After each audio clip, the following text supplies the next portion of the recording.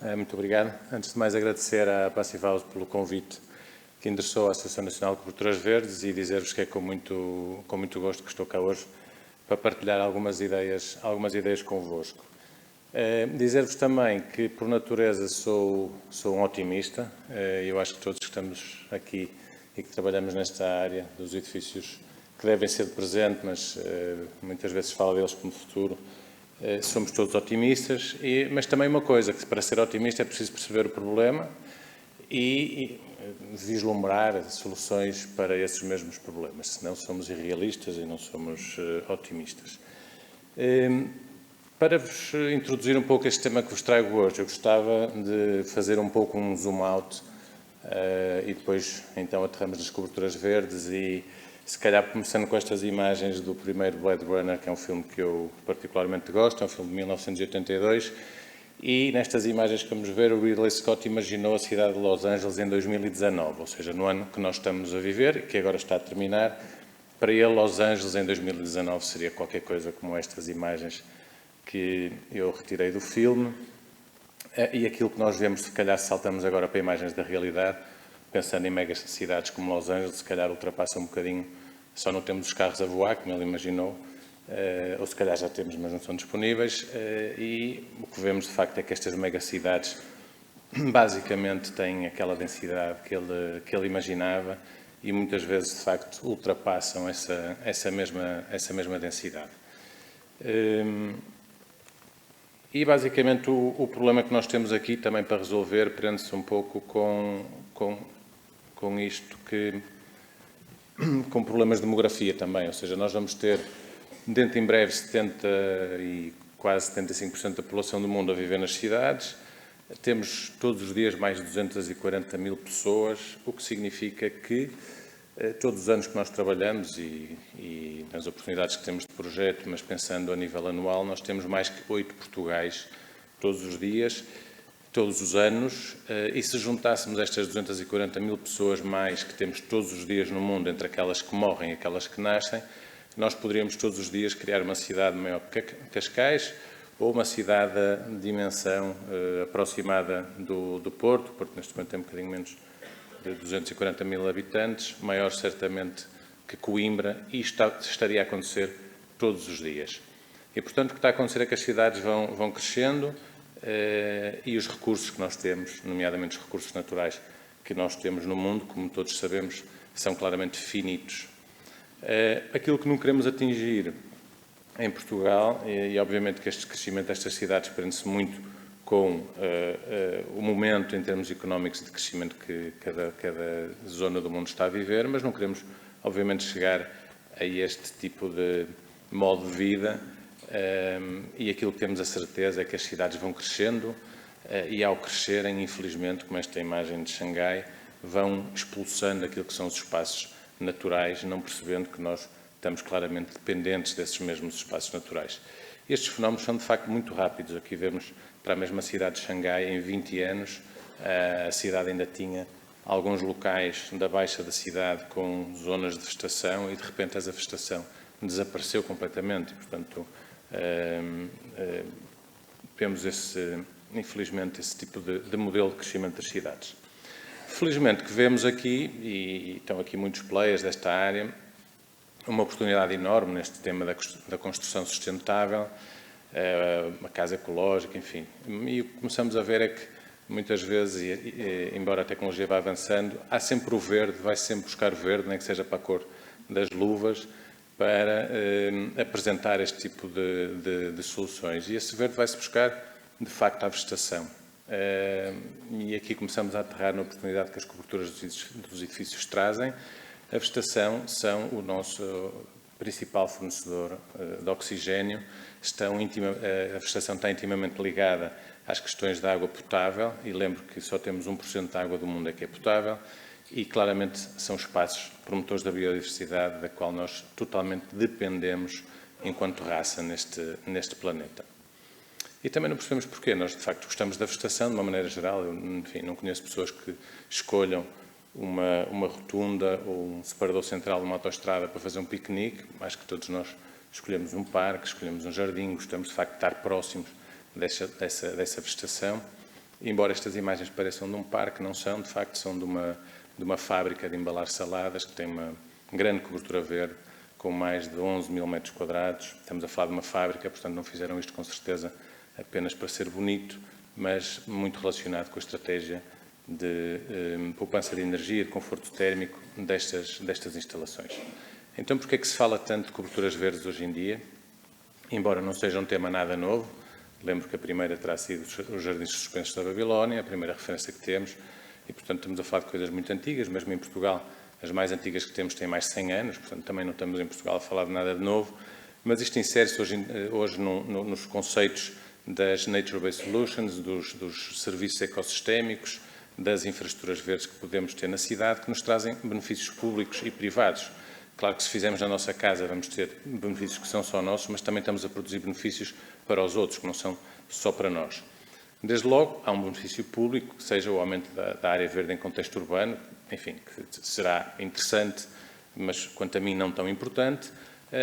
Podem ser utilizáveis as coberturas verdes, como esta biblioteca na Holanda, e agora o exemplo da Praça de Lisboa no Porto, que é uma enorme cobertura verde no centro da cidade, e também, portanto, é um benefício esta possibilidade de utilização, mas outro benefício que temos, e se calhar mais interessante ou importante, tem a ver, de facto, com a sustentabilidade dos sistemas de drenagem urbanos. Nós cada vez vamos ter maiores picos de precipitação em curto espaço de tempo que nós vamos ter que gerir, e aquilo que nós vemos, se conseguimos ter, isto são dados para a cidade de Toronto, uma cobertura só com 10 cm de substrato, estamos a falar de uma cobertura com muito pouca espessura, com cerca de 100 kg por metro quadrado quando saturada, portanto quase aplicável à maioria dos edifícios. Para a cidade de Toronto nós conseguimos reter 90% da precipitação de verão e 75% da precipitação de inverno. Ou seja, isto é o mesmo que dizer que nós praticamente conseguiríamos desenhar coberturas verdes que conseguissem reter a maior parte da água desses picos de precipitação e atrasasse muito a entrega da água sobrante. E aquilo que vemos, de facto, da Agência Europeia do Ambiente mostra-nos que, ao longo dos anos, aquilo que são os prejuízos com cheias e com inundações vão aumentando. As cidades estão maiores, estão mais impermeabilizadas, temos mais eventos extremos de precipitação e, portanto, não é de admirar. E as coberturas são, de facto, a primeira zona do edifício que contacta com essa chuva e que a pode reter. Outro tema poderia ser também a capacidade que as coberturas têm de devolver essa mesma água ao ciclo natural da água, por evapotranspiração, e com isso contribuir para aquilo que é a crise de água doce que temos. Mas hoje não temos tempo para abordar esse tema. Outro benefício público que podemos ter, de facto, é a redução da poluição. Tendo plantas, nós conseguimos reduzir este efeito que temos desde a Revolução Industrial, com maiores concentrações de poluentes nas nossas cidades, mas aquilo que pode ser estranho é nós termos no ranking, nomeadamente as partículas PM10, de concentrações de partículas altamente gravosas para a nossa saúde, ver que em alguns dias as nossas cidades também ultrapassam esses mínimos. E, portanto, a vegetação pode captar e reter alguma dessa poluição e pode produzir oxigênio. Portanto, é um material vivo que pode contribuir ativamente para isso. Não vamos querer, com certeza, também chegar a este ridículo de ter que fazer photowalls usando o Photoshop para pôr nuvens e céu azul, porque esta cidade nunca vai proporcionar ao turista este tipo de enquadramento com nuvens e com céu azul e, portanto, o photowall resolve o problema. Ou, pior que isso, algumas praças em cidades chinesas que têm estes grandes LCDs para mostrar às crianças como é que o sol nasce, porque nunca as crianças vão ver o sol nascer, assim vão basicamente viver debaixo da poluição. E com isto dizer também que as consequências são graves e, felizmente, nós ainda não as sentimos ou ainda não estão totalmente estudadas nas nossas cidades, eu diria mais isso, mas temos 200 milhões de pessoas vítimas diretas de poluição no mundo e temos 223 mil pessoas que em 2010 morreram diretamente devido a questões de poluição atmosférica nas suas cidades. E, portanto, é tempo de dizer, enfim, vamos pensar noutro modelo. Portanto, temos esta capacidade de reter CO2, produzir oxigênio, reter alguns dos poluentes da cidade. Com isto dizer também, e falando do efeito de ilha de calor, todos sabemos que o calor concentra-se nas estruturas construídas. A vegetação, se nós conseguimos pôr vegetação nessas estruturas construídas, vamos ter um pouco o efeito que os parques e jardins, claro, em menor escala, têm, e isso deve-se à evapotranspiração que as plantas podem trazer e, de outra forma, vemos claramente aqui a acumulação que temos de calor na estrutura construída. De outra forma, aqui também a temperatura superficial relacionada com a impermeabilização para a cidade de Budapeste. E é isto que temos. Temos, de facto, guerrilla storm é um termo que é usado na gíria dos meteorologistas. Temos aqui o efeito desse calor que atinge as nuvens bem carregadas, em vez de uma chuvada, enfim, mais normal, temos uma chuvada intensa e temos que gerir esses picos de precipitação. Outro serviço que podemos ter é a redução do ruído. E aqui diversos estudos há, mas este realizado para o aeroporto de Frankfurt mostra-nos que, à medida que aumentamos a espessura do substrato, vamos, de facto, tendo maior capacidade de absorção e também de reflexão do ruído. Outro serviço que podemos ter prende-se com a biodiversidade. As coberturas verdes nunca podem substituir os jardins ou os parques urbanos, mas podem fazer ligação entre eles e, portanto, temos essa possibilidade de promoção da biodiversidade. Lembro que estamos a chegar a pormenores do género que agora foi anunciado na Holanda, que as paragens de autocarro vão ter coberturas verdes para promoverem os insetos polinizadores. Portanto, já estamos a ir a este detalhe em algumas cidades que já iniciaram programas há bastantes anos. E, portanto, temos esta possibilidade de ligar os parques e jardins através das coberturas. Outro tema prende-se com a poupança energética, já hoje muito falada, e aqui um estudo efetuado pelo National Research Council do Canadá basicamente mostra-nos que, de facto, as coberturas, e medindo a temperatura junto à membrana de impermeabilização, nós conseguimos ver aqui que na área do edifício que não tem cobertura verde atingimos 70 graus e quando temos cobertura verde não passamos ali dos 30 graus de temperatura, com as consequências óbvias que isto tem de facto de positivo. O mesmo será dizer, e eu tenho que acelerar porque não tenho muito tempo, mas ficam os slides depois para vocês, que de facto podemos ter uma enorme poupança energética. Isto vai obviamente depender caso a caso, zona climática, da forma como o edifício for construído e tudo o resto que implicam estas questões da eficiência energética e do conforto térmico, lembro também. Outro tema será também a capacidade de nós, só mais tarde, renovarmos a impermeabilização. Com uma cobertura verde, a impermeabilização está protegida e, portanto, pode quase duplicar o seu tempo de vida e, com isto, reduzirmos os custos de manutenção dos edifícios. Outro tema muito interessante neste momento e que as coberturas verdes também podem trazer são as questões dos alimentos. Nós somos muitos mais todos os dias. A opção não será certamente cortar floresta para produzir alimentos, não temos essa oportunidade, teremos que encontrar outras formas de produzir energia sem solo, lembrando também que nos Estados Unidos os alimentos viajam 2.900 km para ter com os consumidores e a pegada ecológica que isto significa e, por isso, muitas cidades, isto é uma grande horta urbana em frente a Manhattan, nos Estados Unidos, em Queens, mas Xangai, por exemplo, que tem neste momento já em plano a ser construídas enormes quintas verticais, ou estas City Farms para a cidade de Paris, que estão neste momento também a ser discutidas e implementadas, e portanto não estamos a falar de ficção científica, estamos a falar de coisas que estão de facto neste momento a acontecer, ou estas pequenas quintas que o MIT desenvolveu e vende já para edifícios, para que os edifícios tenham a possibilidade de produzir alimentos, e mostrar-vos aqui uma antiga fábrica de semicondutores que produz 10.000 alfaces por dia, duas vezes e meia mais rápido, com 1% da água que é necessária na agricultura tradicional, e lembremos que temos também uma crise de água no mundo e, portanto, temos que saber produzir alimentos nos nossos edifícios. Claro que há uma grande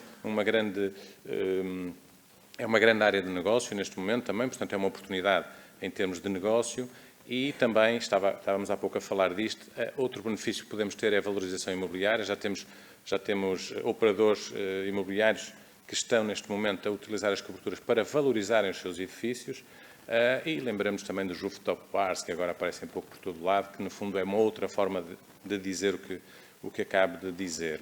Importante referir também que outro benefício que podemos ter é a combinação da vegetação com os painéis fotovoltaicos. Não é uma coisa ou outra, como muitas vezes infelizmente ouvimos, é a combinação das duas no que chamamos o Biosolar Roof.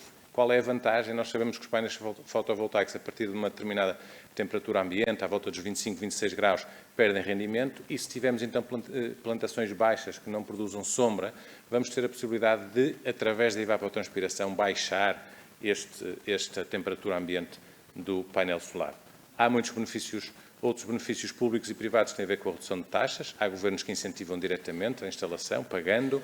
Outros incentivam na ótica do utilizador-pagador, ou seja, se o edifício não usa tanto o sistema de drenagem urbano, porque é que tem que pagar tanto para esse mesmo sistema de drenagem urbano? Quase metade das câmaras dos municípios na Alemanha pensam assim. E podem visitar também na nossa página. Eu considero que temos, se calhar, um dos melhores sites informativos do mundo nesta área, da Associação Nacional de Coberturas Verdes, em greenroofs.pt, é fácil vocês decorarem. Temos um mapa interativo de políticas, onde vocês podem consultar, e há diferentes formas de promover as coberturas verdes. Uma delas poderá ser, como se fez nos Estados Unidos, em Nova Iorque, este autocarro de educação ambiental, que tinha esta cobertura verde apenas para chamar a atenção, mas que, se calhar, valeria a pena, enfim, a provocação. E aqui vocês conseguem, em greenroofs.pt, em projetos, conseguir ver o que é que se está a passar em muitas cidades no mundo, se é políticas de obrigação ou de incentivo, conseguem ver. Mais de 100 cidades do mundo já avançaram para políticas destas. O mais interessante é que nenhuma delas recuou e todas elas foram aumentando aquilo que eram esses plafons. Nós estamos a trabalhar com muitos municípios, nomeadamente com o Porto, através do projeto de Quintal Sá do Porto, que terminou, e foi elaborado um relatório final. Nós, nesse ano, ganhamos um importante prémio europeu com este projeto, e, basicamente, as cidades portuguesas estão a trabalhar muito também nesta área e muitas novidades haverá. Neste momento, o Barreiro lançou uma política também, e, em breve, espera-se que outras cidades importantes lancem essas boas notícias. De referir também que identificamos neste projeto de Quintal Sá do Porto 131 coberturas verdes na cidade do Porto, a mais antiga de todas, com mais de 100 anos, do tempo da Dona Maria II, e muitas vezes, de facto, eu estou a terminar mesmo, muitas vezes, de facto, nós não percebemos que estamos numa cobertura verde, como aqui na Praça do Infante Dom Henrique, no Porto, em que estamos sobre um parque de estacionamento. Isto é também uma cobertura verde. Cobertura verde é sempre que nós instalamos vegetação sobre estruturas construídas. Pode ser também num viaduto, pode ser noutro tipo de estrutura. Fruto também deste trabalho, vamos ter um terminal de autocarros em Campanhã, na cidade do Porto, que vai ter 13 mil metros quadrados de coberturas verdes, ligados a mais 7 mil metros quadrados de área de jardim, criando um parque público com 20 mil metros quadrados numa zona, de facto, que está a ser agora muito remodelada. Uma questão para terminar. Porquê é que não usamos as coberturas dos edifícios? Eu já nem falo na questão da vegetação. Qualquer cidade, nós podemos olhar para Nova Iorque ou podemos olhar para a cidade do Porto e vemos milhões de metros quadrados de coberturas que não têm qualquer tipo de utilidade a não ser acumular calor, arrumar uns avacs em uns aparelhos, acumular poluição e poeiras e sujidade. E porquê é que nós não usamos as coberturas? E todas as cidades acabam por se apresentar, maiores ou mais pequenas, com esta forma de pensar ou de planear. E, de facto, as coberturas podiam ser diferentes, não só ocupadas por vegetação, com as ótimas consequências que isso nos pode trazer para as cidades, mas também para as pessoas, podem ser pensadas para as pessoas. E é isso que nós fazemos, essa ideia do contínuo verde, é isso que é a missão da Associação Nacional de Coberturas Verdes, muito ativa também. Neste momento temos a vice-presidência da Federação Europeia e estamos nos fóruns mais importantes nesta área, nomeadamente a Federação Mundial, a WGIN. Muito obrigado a todos.